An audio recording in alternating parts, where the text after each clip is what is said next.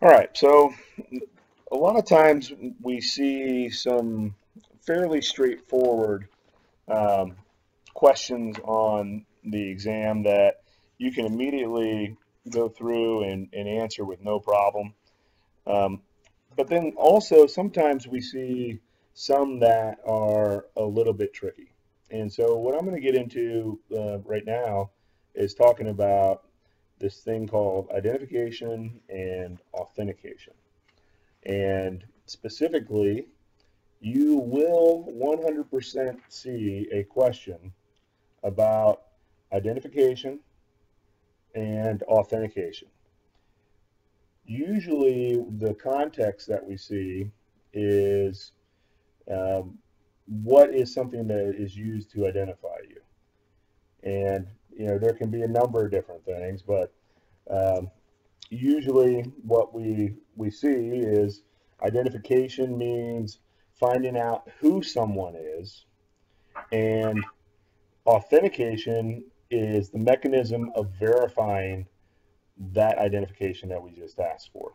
So if we look at it maybe a little bit differently, identification is claiming an identity, authentication is proving it.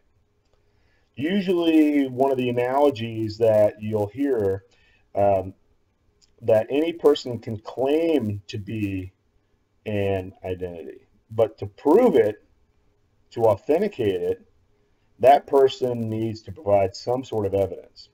And that's why oftentimes when we get pulled over or we're going through, the airport or whatever, the first thing they say is license or registration, please, sir, or show me your passport, or something like that. So authentication systems are based on a one or more of some sort of factor of authentication. There's something you know, something you have, and something you are. So let's talk about these for a second. So you see them on the screen right here. Something you know could be a password or a PIN or something cognitive, maybe your mother's maiden name or your first dog's name, or gosh, I don't know, your favorite teacher's name. Uh, you know what I'm talking about in those regards. I'm sure that if you've done the online banking or been alive recently, that you know what I'm talking about. Something you have is like a smart card. In the DoD, we use smart cards. A token, like a secure ID, like an RSA secure ID that changes with synchronicity every minute or so, or some sort of identification device. And then something you are is kind of obvious. It could be your retina pattern or fingerprint. Oftentimes refers to biometrics. Now, right now, fortunately enough, we don't have a lot of things that our biometrics are stored on, so that's a good sign. But we're starting to see implementation onto phones. We're starting to authenticate via biometrics to secure locations, like the SCIFs or closed loop networks, and those are the types of things that we see. Now, there's been recently two new connotations to this that have been added. Something you do, like an action that must take to complete the authentication, or somewhere you are, like based off of a geolocation. And usually the latter of the two, somewhere you are, is specifically starting to get to a proximity device. Now, that can be on your phone when you come close to your network. Maybe you set up your phone to automatically turn on all your lights or something along those lines. And what it does is use your IMEI or IMED to go and authenticate to your home network, and then maybe hooks into a Nest that controls the new Nest plugs that go in and control all your air conditioning and all your electronics and stuff. And you can hook that up to your phone and then authenticate somewhere you are. And something you do, We're starting to see some keystroke dynamics, keyboard dynamics, as well as physical patterns of behavior be introduced into authentication as well. And you know, we usually would think about it in the context of you know, if somebody types a password, you know, your hard password that you have, usually if you were to type it 10 times, an algorithm can be written to get a mean for each one of those, and then a standard deviation, either way, plus or minus, would give us the connotation of whether or not this person is authentic based off of N number of attempts in the past that have been successful. And if it deviates one way or another, it would lock that particular count out for that. You know, oftentimes the story that I'll tell in the classes that I teach is that I have a friend who, you know, he's the guy that you always want to go to if you need something.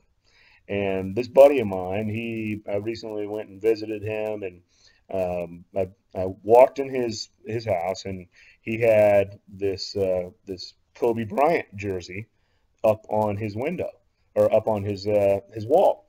And you know, immediately you couldn't miss it because it's, you know, I'm a basketball fan and not necessarily a Kobe Bryant fan, but you know, he's a great player. So I was like, whoa, that's cool jersey. And my buddy's like, yeah, I traded a Callaway driver for it, and a brand new Callaway Big Bertha driver for it. And you know, I was looking at it, and he's like, yeah, it's a signed All-Star Kobe Bryant MVP jersey. And I looked at it, and I'm thinking to myself, okay, cool. But you know, now that we've been educated, you know, we start watching the show Pawn Stars on TV, and we know that, hey, wait a second, does this thing have a certificate of authenticity? And that particular situation is very similar to what networks do whenever they're trying to go through and make sure that something is legit. Where is that certificate of authenticity? And in that particular case, in my buddy's house, he did not have one. And this something you do that we talk about, like an action that you must take to actually authenticate, it was not a certified authentication of a signed Kobe Bryant. So was it worthless? Probably not, because it was worth at least a Callaway driver to him. But I think you get the point there that, you know, it wasn't a one-to-one verification, and really that's what we're looking for whenever we talk about identification. Now, we can have single-factor authentication,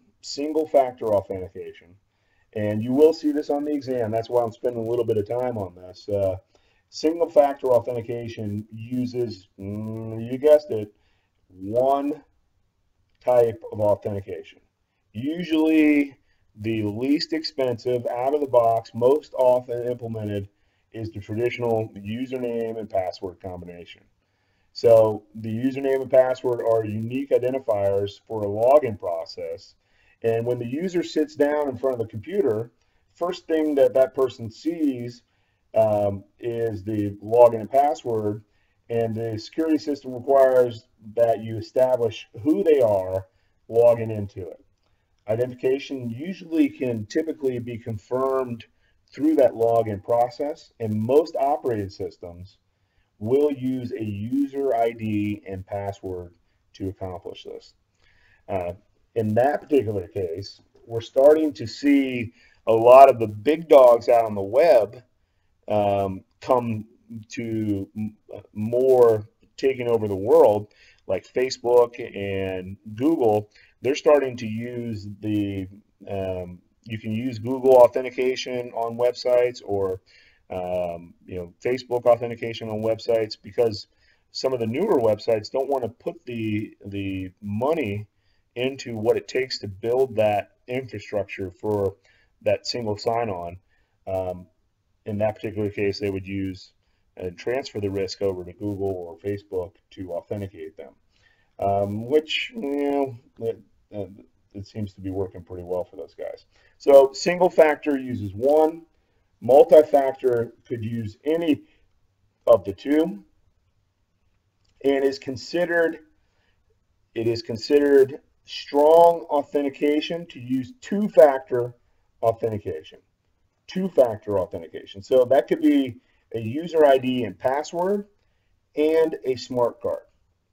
One of the questions that I usually hear people say that they see is, they get a question on identification and authentication and it says, how many forms or factors of authentication is it to have a user ID and password, a smart card and PIN, and that's the question.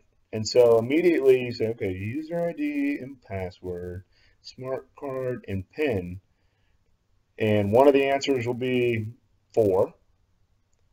One of the answers will be 1. One of the answers will be 2.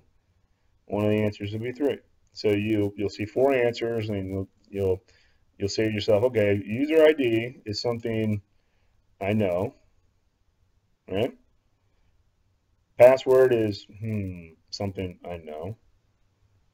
Okay, so that's 1. Both of those are 1. So I have 1. And then the smart card is something I have. So there's 2. And then the PIN is something I know. So really there's 3 something I know there and 1 something I have. So really that is two-factor authentication, and that is considered strong authentication. So don't get tricked on the exam by that question, because you will see something very similar to that.